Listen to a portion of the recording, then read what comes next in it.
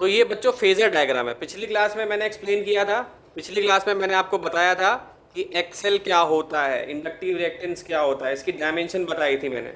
आज हम इसका फेजर डायग्राम पढ़ रहे हैं, यानी कि अगर हम किसी इंडक्टर को किसी इंडक्टर को किसी इंडक्टर को अगर हम एसी सोर्स के साथ अटैच करते हैं तो उसका जो फेजर डायग्राम होगा वो इस तरीके से बनेगा। और इस केस में वोल्टेज जो है हमेशा आगे रहेगी। ठीक, तो ये बहुत इंपॉर्टेंट पॉइंट है कि करंट फेजर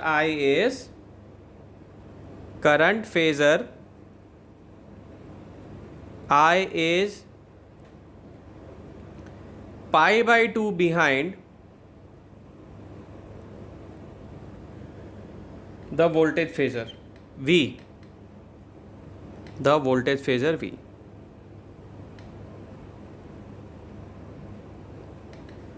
ठीक है बच्चों, तो ये आपको पता होना चाहिए। ठीक, इसको बना लीजिए आप लोग। ठीक है, ये थोड़ा मैंने ऊपर बना दिया था, इसको थोड़ा सा नीचे से लेना है। तो ये आपका वोल्टेज हो गया और ये हो गया करंट। तो इस पर क्वेश्चन कैसे आएगा, जैसे एक सिंपल सा क्वेश्चन बताता हूँ। क्वेश्चन ऐसे आएगा बोर्ड का कि when an AC source is connected across a inductor, ये एसी सोर्स मैंने इंडक्टर के साथ अप्लाई कर दिया, इसके साथ अटैच कर दिया। कहेगा show on a graph the nature of variation of voltage and current. तो आप लोगों को ये वाला ग्राफ बना देना है, यानी अगर आप वोल्टेज और करंट का पूछेगा कि वेरिएशन कैसे होता है तो आपको ये वाला ग्राफ ड्रॉ कर देना है। 1 नंबर का क्वेश्चन यहाँ से कवर हो जाएगा। या तो फिल इन द ब्लैंक्स आ जाएगा कि यहाँ पर ये पाई बाई 2 लीड कर रहा है या लैग कर रहा है। ठीक है, इस टाइप से क्वेश्चन इस पर बन सकते हैं। और या तो ये पूरे का पूरा ड्रॉ करने के लिए आ सकता है कि draw the phasor diagram for a AC circuit which is connected to an inductor. ठीक है, तो ये जो स्पेशली है ये क्या है, graph of V and I. ये क्या है, graph of V and I versus omega t. ठीक है,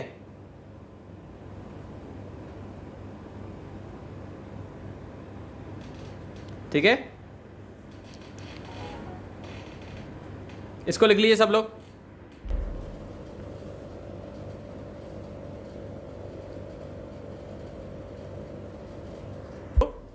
कि जो इंडक्टर होता है या एक्सेल जो होता था हमारा, जो कैपेसिटी जो इंडक्टिव रिएक्टेंस होता है वो भी एक एनालॉग होता है रेजिस्टेंस का।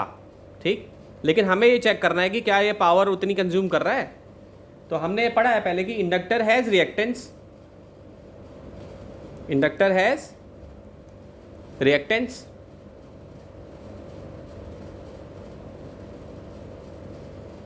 ठीक, that limits current.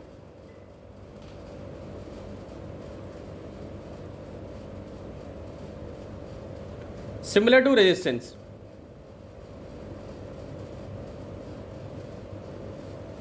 Okay, in a DC circuit।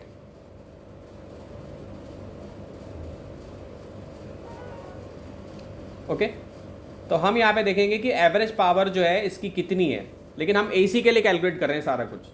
तो पहले हम क्या देखेंगे, इंस्टेंटेनियस पावर निकालेंगे इसकी, एट एन एनी इंस्टेंट क्या इसकी पावर है।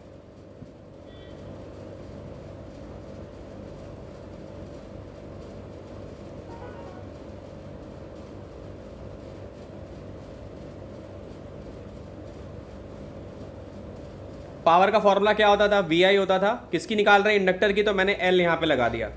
अब सबको पता है कि वोल्टेज को मैं क्या लिखता था, एसी में हम वोल्टेज को क्या लिखते हैं, हर बार हम वोल्टेज को एसी के टर्म्स में लिखेंगे तो V m sine omega t हो जाएगा। ये वाला एसी के पार्ट बताएगा, ये वाला डीसी का पार्ट बताएगा, ये वाला मैक्सिमम बताएगा, ये आरएमएस बताएगा। पहले समझा चुका हूँ। ठीक, सो वी की जगह पे क्या लिख दिया मैंने, V m sine omega t. और आई एम क्या लेकर आए थे, आई को भी कैसे लिख सकता हूँ मैं, I am sine omega T minus pi by 2। ये भी समझाया हुआ है कैसे आया था ये। तो आई की जगह पे क्या लिख दूंगा मैं, I am sine omega T minus pi by 2। ठीक है, लिख सकता हूं उसको ऐसे। ठीक, साइन को कर लेंगे कॉस में, तो ये सारी चीज जो है चेंज होकर क्या बन जाएगी, minus I M V m cos omega t sine omega t बन जाएगी। पीएल की वैल्यू हो जाएगी कि नहीं। अब एक फॉर्मूला है 2 साइन थीटा कॉस थीटा को क्या लिख सकता हूँ मैं, साइन 2 थीटा लिख सकता हूँ ना। तो ऐसे ही मैं इसको भी चेंज कर सकता हूँ, 2 से मल्टीप्लाई कर देता हूँ, 2 से डिवाइड कर देता हूँ, यहाँ पे 2 से मल्टीप्लाई कर देता हूँ, 2 से डिवाइड कर देता हूँ। तो क्या आ जाएगा ये बन जाएगा तुम्हारा minus I M V m sine 2 omega t. Okay, तो ये हमारा इंस्टेंटेनियस पावर आ जाएगा। अब जब हम एवरेज निकालेंगे एक साइकिल का, यानी कि एवरेज निकालेंगे यूं और यूं, पूरा एवरेज निकालेंगे, ठीक। तो एवरेज पावर आप कैलकुलेट करते हैं, इसको फटाफट लिख लो पहले आप, फिर एवरेज पे आते हैं। तो यहाँ पे 2 भी होगा, minus I M V m sine 2 omega t, ये आया था। अब हम निकालेंगे average power over complete cycle. हाँ, अपॉन 2 तो है ही, कंप्लीट साइकिल। तो पी एल इक्वल टू क्या हो जाएगा,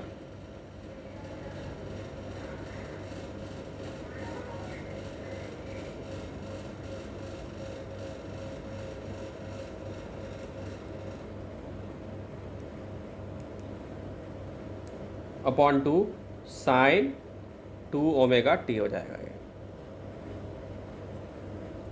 तो क्या हो जाएगा माइनस, तो ये मैंने तुम्हें बताया था साइन 2 ओमेगा टी तो जीरो ही होता है पूरा। ये जो ब्रैकेट नोटेशन है साइन 2 ओमेगा टी, इसकी वैल्यू क्या होती है, ज़ीरो ही होती है हमेशा। तो यहाँ पे यानी कि इसकी वैल्यू भी क्या होने वाली है, ज़ीरो ही हो जाने वाली है। So I M V M by 2 हो जाएगा sine 2 omega T equal to 0, ठीक। सो एवरेज जो होगा साइन 2 ओमेगा टी का क्या हो जाएगा, 0 हो जाएगा। सो इससे क्या निकल के आया, क्वेश्चन क्या आएगा, show that the average power supplied to an inductor over 1 complete cycle is 0। तो शो जब करना होगा तो ये पूरा आपको डेरिवेशन लिखना पड़ेगा, ठीक। तो इससे क्या निकल के आया, हेंस दस द एवरेज पावर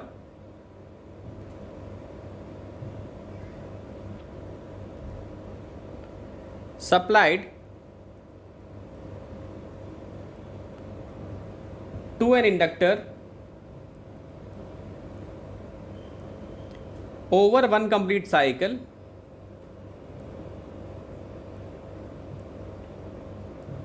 is 0, ठीक। सेम यही क्वेश्चन आ जाएगा आपको प्रूफ करने के लिए, तो आपको ये पूरी डेरिवेशन करनी पड़ेगी, ठीक है। बहुत ही बढ़िया क्वेश्चन है, इसी टॉपिक से रिलेटेड है। Example 7.2 NCERT. क्वेश्चन मैं लिख नहीं रहा हूँ, सबके पास एनसीईआरटी पड़ी है, पेज नंबर बता दे रहा हूँ मैं ताकि हमारा टाइम बचे। पेज 238 पे क्वेश्चन दिया हुआ है, क्वेश्चन को मैं एक्सप्लेन कर दूंगा ताकि सबको समझ में आए। प्योर इंडक्टर बोला गया है, पूरे प्योर इंडक्टर क्या है, हाँ, सो प्योर इंडक्टर है और उसमें जो हमारे को वैल्यू दे रखी है, कितनी दे रखी है, 25 mH हमें दी हुई है, यानी हमें L की वैल्यू बच्चों दे रखी है। तो इसको कैसे लिख सकता हूं मैं, 25 इंटू 10⁻⁻³ लिख सकता हूं, हेनरी, ठीक है। M का मतलब होता है 10⁻³ और यहाँ पे जो सोर्स है उसकी 220 वोल्ट दी हुई है। तो ये तुम्हारी किसकी वाली है, ये वोल्टेज DC वाली है, ठीक है। फिर क्या दिया हुआ है, फाइंड द इंडक्टिव रिएक्टेंस, यानी कि ये इंडक्टिव रिएक्टेंस होता है। एक्सेल को क्या बोलते हैं हम, इंडक्टिव रिएक्टेंस।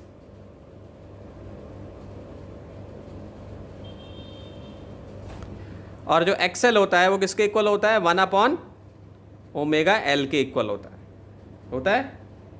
या हम ये भी कह सकते हैं कि I = V/XL होता है फॉर्मूला, ठीक। ये DC वाला हो गया, ये भी DC वाला हो गया तुम्हारा, ठीक है। करंट भी DC वाला हो गया, ठीक। तो हमें फ्रीक्वेंसी भी दी हुई है, फ्रीक्वेंसी हमारी कितनी है यहाँ पे, 50 हर्ट्ज। तो पहला हम क्या करेंगे, ये वाला फॉर्मूला यूज़ करेंगे। एक सेकंड बच्चों, ये मैंने थोड़ा उल्टा लिख दिया, ये नहीं होता। जो एक्सेल होता है ना तुम्हारा, वो होता है बेटा ओमेगा एल के इक्वल होता है, ठीक है, हाँ ओमेगा एल होता है, और एक्स सी जो आगे पढ़ाने वाला हूँ वो बेटा 1/ओमेगा सी होता है, ठीक है, जल्दबाजी में मैंने उल्टा लिख दिया। तो एक्सएल ओमेगा एल होता है, एक्स सी होता है 1/ओमेगा सी। अभी एक्स सी तो पढ़ाया नहीं है, आगे जाके पढ़ाऊंगा। तो एक्सएल क्या हो जाएगा बेटा 2 pi into frequency into L हो जाएगा, ओके। तो सबसे पहला काम एक्सएल निकाल लोगे आप लोग, फ्रीक्वेंसी दे रखी है, फटाफट निकालो, सब लोग अपनी अपनी कॉपी पे निकालो। चलो भाई, एक बच्चे का आंसर भी आ गया, 7.85 आंसर आ जाएगा, बिल्कुल ठीक, बिल्कुल सही है। तो बच्चों ये जब आपने निकाल लिया एक्सएल, तो आई इक्वल टू क्या होता है, वी बाई एक्सएल होता है, ठीक है। तो वी की वैल्यू तो आपको दे रखी है 220, वी दिया हुआ था आपको, 220 वोल्ट दिया हुआ है, ये डीसी वाला है, और नीचे आप इसको डिवाइड कर दोगे तो आंसर जो है लगभग आपका आ जाएगा किसके इक्वल, एक बच्चे ने निकाल भी लिया, 28 एम्पेयर आ जाएगा, ठीक है। तो ये एक अच्छा सा न्यूमेरिकल जो एनसीईआरटी में दिया हुआ ये हमने कर लिया। अब आते हैं कि और इस पे क्या क्या क्वेश्चन जो है बोर्ड में बन सकते हैं, ठीक है, ठीक है बच्चों। तो अभी जो टॉपिक मैंने डिस्कस किया है उस टॉपिक के हिसाब से आप लोग उसको बताओ कि आंसर क्या हो सकता है। 5 नंबर की डेरिवेशन आई हुई है, सीबीएसई 2014 का क्वेश्चन है ये शो करके दिखाना है कि एसी सर्किट जो है वो एक प्योर इंडक्टर के साथ अटैच्ड है, तो उसमें हमें ये साबित करके दिखाना है कि जो वोल्टेज है वो π/2 अहेड है। तो मैंने अभी आपको समझाया फेजर डायग्राम के साथ, ठीक है, फेजर डायग्राम सारा मैंने आपको बताया, डेरिवेशन भी मैंने आपको बताई, ठीक। तो कैसे करोगे इसको सॉल्व, अपने मैसेज में लिख के भेजो मुझे, कैसे सॉल्व करोगे, सोचो इसका आंसर कैसे लिखोगे, पूरा 5 नंबर का आंसर कैसे बनाओगे, इसको हैं कैसे बनाओगे।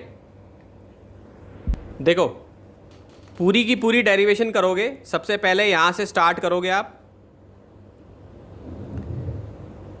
ये एसी सोर्स के साथ मैंने अटैच कर दिया, फिर ये इक्वेशन बनाओगे पूरी, ये वाली इक्वेशन बनाओगे,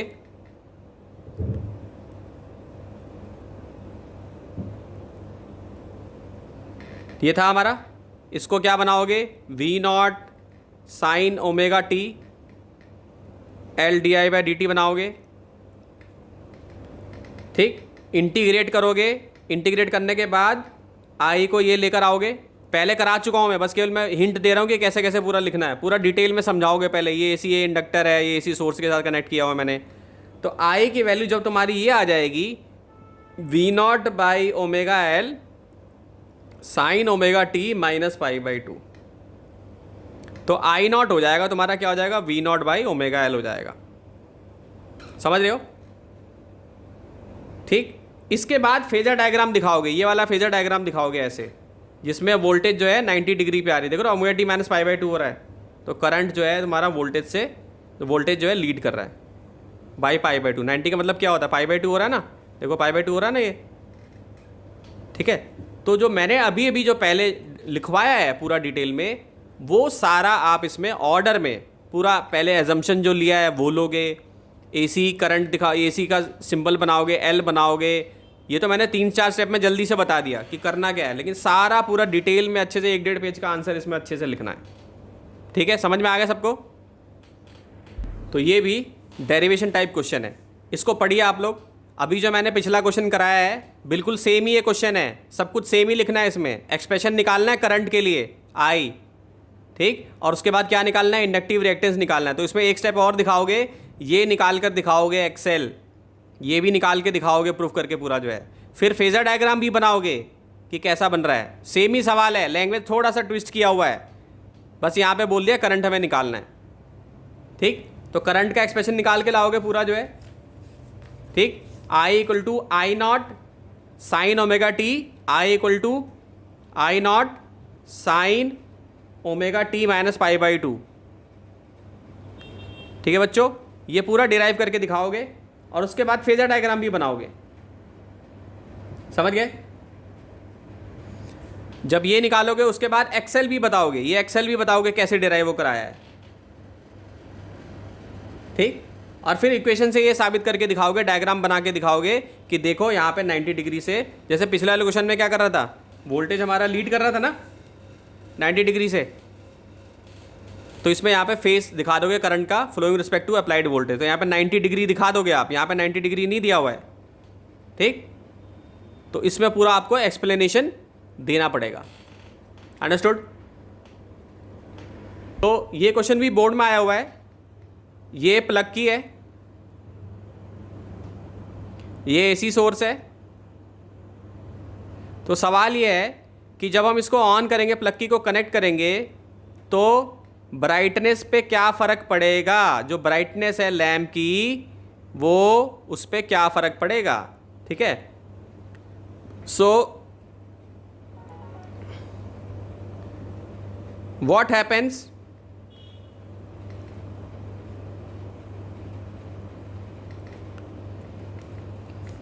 to the brightness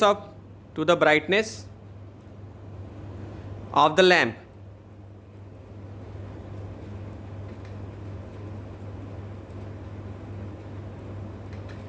ठीक, ब्राइटनेस पे क्या असर पड़ेगा। दूसरा, अगर हम इसमें एक आयरन रॉड इंसर्ट कर दें, यहाँ पे अगर एक आयरन रॉड इंसर्ट कर दूं मैं, तो उससे क्या फ़र्क पड़ेगा। ठीक है, ये हमें एक्सप्लेन करना है। तो ज़रा इसको सोचें, 1 मिनट सोचें पहले। तो L किसके साथ कनेक्टेड है, एक्सएल के साथ कनेक्टेड है। एक्सएल क्या होता था, रेजिस्टेंस होता था ना बच्चों, और एक्सएल का फॉर्मूला क्या होता था, ओमेगा एल होता था। ठीक, और ओमेगा क्या होता था, 2 pi into frequency into L होता था। ठीक, तो जब हम एसी सोर्स के साथ इसको कनेक्ट करेंगे तो क्या होगा, हमारा एल बढ़ेगा, एल इंक्रीज करेगा, हमारा इंडक्टेंस बढ़ती जाएगी। ठीक, और एल की बढ़ने की वजह से एक्सएल भी बढ़ता जाएगा। और एक्सएल क्या होता था, रेजिस्टेंस ही तो होता था। तो करंट पे क्या असर पड़ेगा, एक्सएल अगर बढ़ेगा तो करंट कम हो जाएगा ना।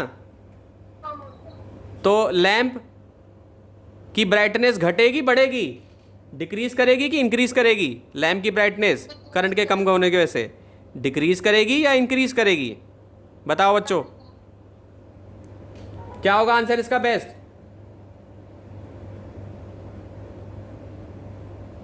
तो यानी कि इसकी ब्राइटनेस कम हो जाएगी इस रिलेशन से, यानी एक्सएल बढ़ रहा है तो करंट कम होगा, बिल्कुल, तो डिक्रीज हो जाएगा इसका आंसर। ठीक है, अब इसमें प्लग की इंसर्ट करेंगे तो क्या होगा,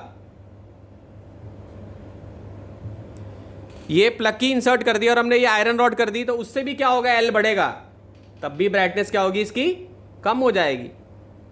ठीक, लेकिन इसको बल्ब, जैसे ये बल्ब में ये मैंने हटा रखा है, मान लो मैंने इसको हटा दिया, स्टार्टिंग में जस्ट स्टार्ट किया, तो उस टाइम पे थोड़ी लैंप की ब्राइटनेस होगी, थोड़ी सी ज़्यादा होगी। यानी जैसे मान लो मैंने ये रॉड इंसर्ट नहीं करी, जो रेड वाली रॉड है, तो उस टाइम पे थोड़ी सी ज़्यादा होगी। ठीक, ब्राइटनेस जो होगी इसकी थोड़ी सी होगी, लेकिन जैसे ही मैं इंसर्ट करूँगा तो एल बढ़ेगा, एक्सएल बढ़ेगा, और ये डिक्रीज़ हो जाएगी लैंप की, यानी करंट की वैल्यू कम होते ही लैंप की ब्राइटनेस जो है वो डिक्रीज़ हो जाएगी। तो पूरा फॉर्मूला बता के एक्सप्लेनेशन इसका देना है। ठीक है, सब लोग लिख लो इसको। इसका मैंने बता ही दिया, इसमें हमें पावर ज़ीरो करके दिखाना है, डेरिवेशन करके दिखानी है। तो पावर में जो इक्वेशन हमारी थी, पावर में ये वाली इक्वेशन जो आई थी, -Im Vm upon 2 sine 2 omega t, ये क्या हो रहा था, सब कुछ ज़ीरो हो रहा था। तो ये हमें पूरा लिख के अच्छे से इसको शो करके दिखाना है डेरिवेशन। ठीक है, इसको लिख लीजिए। अब अगले क्वेश्चन पे आता हूँ। ऐसा क्वेश्चन बेटा जो अभी तक नहीं आया, अपनी अपनी एनसीईआरटी का पेज नंबर 240 निकालें, उसमें एक ग्राफ दिया हुआ है। ठीक, ग्राफ दिया हुआ है, तो आपको वो बना बनाया ग्राफ आ जाएगा, ये ऐसे ग्राफ आ जाएगा। ठीक, और एक और ग्राफ दिया हुआ है पेज नंबर 243 पे, एक और ग्राफ दिया हुआ है, लेकिन ये मैंने अभी पढ़ाया नहीं है, ये कैपेसिटर का है। ठीक है, तो कैपेसिटर पे ग्राफ से क्वेश्चन आ चुका है पहले ही। जैसे ये कैपेसिटर है तो इसका ग्राफ ऐसे बना हुआ है, बना देता हूं मैं। एक चीज इसमें ऐसे जा रही हूं, एक चीज आपकी जा रही है ऐसे,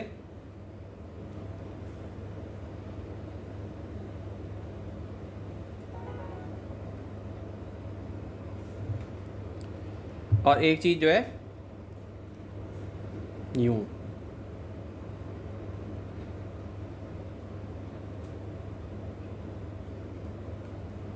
यूं, फिर यहाँ से यूं। पूरा ग्राफ नहीं बना रहा मैं, लेकिन मैं इंटरप्रिटेशन दे देता हूँ कि कैसे इस ग्राफ से क्वेश्चन आया हुआ है। ये 0 दिया हुआ है, यहाँ पे चार्ज हो रहा है, यहाँ पे डिस्चार्ज हो रहा है। ठीक, तो क्वेश्चन क्या पूछा हुआ है कि जिसको ये ग्राफ पता है ना, वही वो डेरिवेशन कर पाएगा। तो क्वेश्चन में पहले आपको ग्राफ पता होना चाहिए कि ग्राफ किसका है, कैपेसिटर का है कि इंडक्टर का है। उसके बाद उसकी सारी चीजें डिराइव करनी है। तो पहले ही पूछा हुआ है identified the device, identify the device. तो भाई ये ग्राफ देखकर पता चल रहा है कैपेसिटर का है, तो यानी कि इसमें कौन सी वाली डेरिवेशन हमें करनी है, AC source applied to a capacitor. तो उसमें वो पूछेगा आपसे कि फेजर डायग्राम क्या है इसका, ठीक है, कौन लीड कर रहा है कौन लैग कर रहा है, इसका पावर निकालो, इसका फेज रिलेशनशिप निकालो। तो ऐसे ही अभी तक इंडक्टर पे क्वेश्चन नहीं आया है। ठीक, तो इंडक्टर का जो ग्राफ है, ठीक है, ये सीबीएसई का प्रोबेबल क्वेश्चन हो सकता है, आने वाले टाइम में हो सकता है इसी साल पूछ दे। सीबीएसई का प्रोबेबल क्वेश्चन हो सकता है, ये डेरिवेशन लिखने के लिए आएगी। और ऐसा ही ग्राफ बना हुआ आएगा जैसे कैपेसिटर पे ग्राफ बना हुआ है, सेम इसी टेक्निक से ये वाला ग्राफ दिया रहेगा और उसमें पूछेगा आइडेंटिफाई द डिवाइस एक्स। तो एक्स क्या है, यहां पर देखने से पता चल जाएगा। एक्स हमारा क्या है, एक्स हमारा इंडक्टर है। ठीक, तो इसमें ये 0 जा रहा है, ये यहाँ पे 1 जा रहा है, ये 2 जा रहा है, ये 0 हो गया, ये 1 हो गया, ये 2 हो गया, ये 3 हो गया, ये 4 हो गया। तो इसमें ग्राफ ऐसे जा रहा है यूं, लाइक दिस। पूरा ग्राफ नहीं बना रहा हूं मैं, ग्राफ तो दे रखा है एनसीईआरटी में पेज नंबर 240 पे। तो एग्जैक्ट बना लेना आप लोग वैसे ही, और याद भी कर लेना रीजनिंग के साथ।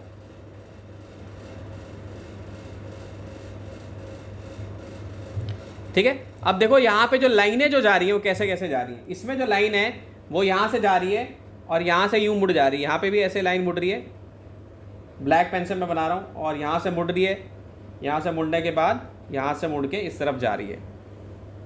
ठीक, और दूसरी वाली जो लाइन है, तो कभी कभी आप लोग देखोगे तो बड़े कंफ्यूज हो जाओगे कि ये तो सेम ही जैसी लग रही है, लेकिन नहीं, थोड़ा सा डिफरेंस है।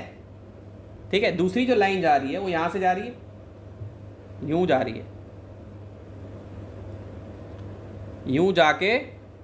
यूं जाके ये यहां से जा रही है।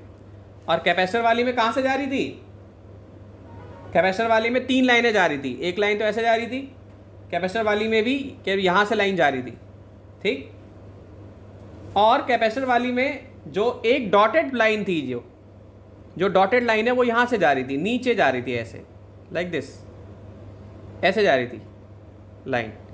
और यहां पर कैसे जा रही है, यहां पर ऊपर से जा रही है, यहां पे ऐसे जा रही है। तो इससे हमें डिफरेंस पता चल जाएगा कि भाई ये तो इंडक्टर वाला है। समझ गए? जैसे कैपेसिटर एनर्जी स्टोर करता है, वैसे ही इंडक्टर भी मैग्नेटिक एनर्जी स्टोर करता है। ठीक, तो एनसीईआरटी में ये जो एक्सप्लेनेशन है, यस एग्जैक्टली, इसमें भी होता है। एक बार चार्ज होगा, एक बार डिस्चार्ज होगा, एक बार मैग्नेटिक एनर्जी स्टोर करेगा, फिर लूज करेगा, स्टोर करेगा, फिर लूज करेगा। अंडरस्टूड? तो एनसीईआरटी में जो पूरा एक्सप्लेनेशन दिया हुआ, इसको ध्यान से पढ़ेंगे पेज नंबर 240 पे, क्योंकि ये आने वाले टाइम का प्रोबेबल क्वेश्चन हो सकता है। समझ गए? तो ये मैंने 10 साल में अभी तक जो आए हैं ना क्वेश्चन, वो मैंने करा दिया आपको, टॉपिक के साथ करा दिया, एनसीईआरटी के भी क्वेश्चन करा दिए। हाँ, बहुत सारे क्वेश्चन बन सकते हैं, लेकिन मैंने इंपॉर्टेंट पार्ट करा दिए कि क्या पूछा जा सकता है। डेफिनेशन मैंने बताई दी। ठीक है, तो इसको आप लोग बना लीजिए फटाफट और लिख लीजिए अपने रजिस्टर में, और खाली जगह छोड़ दीजिए ताकि वहाँ पे अपने पर्सनल नोट्स बना सकें आप लोग।